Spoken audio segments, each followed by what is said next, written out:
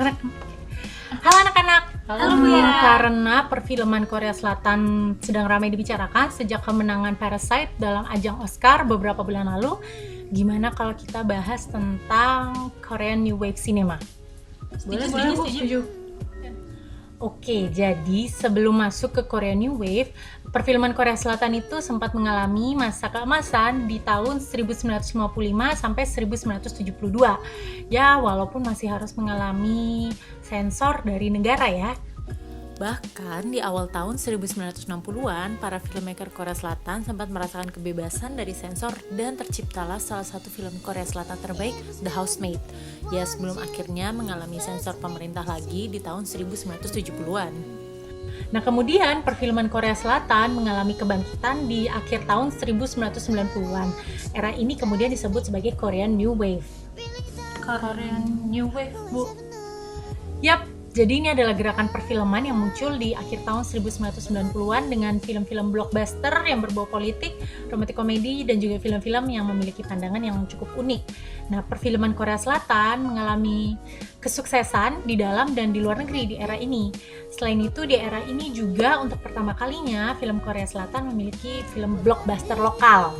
Film-film seperti Shiri, Joint Security Area, My Sassy Girl, dan Takugi berhasil menarik jutaan penonton kala itu. Era ini juga bisa dibilang sebagai reaksi kreatif kepada sisi politik dan budaya Korea Selatan yang terus berubah. Era ini ada hubungannya dengan perubahan dari diktator ke demokrasi di Korea Selatan nggak sih, Bu? Ya tentunya dong. Dengan adanya keterbukaan politik, maka muncullah peledakan kreativitas dari para filmmaker Korea Selatan. Di saat ini mulai banyak tuh filmmaker muda yang debut, dan filmmaker ini yang kemudian menjadi nama-nama penting dalam perfilman Korea Selatan. Ya, seperti Park Chan-wook, Bong Joon-ho, dan juga Kim Ji-won. Salah satu karya Park Chan-wook bahkan menjadi karya penting yang semakin memperkenalkan perfilman Korea Selatan ke penonton internasional. Film Old Boy berhasil memenangkan Grand Prix dalam Cannes Film Festival tahun 2004. Film ini juga mendapat pujian dari sutradara Hollywood ternama seperti Quentin Tarantino dan Spike Lee, bahkan sampai di-remake oleh Hollywood. Film-film dari Korean New Wave ini punya karakteristik khusus nggak sih, Bu? Ya dong.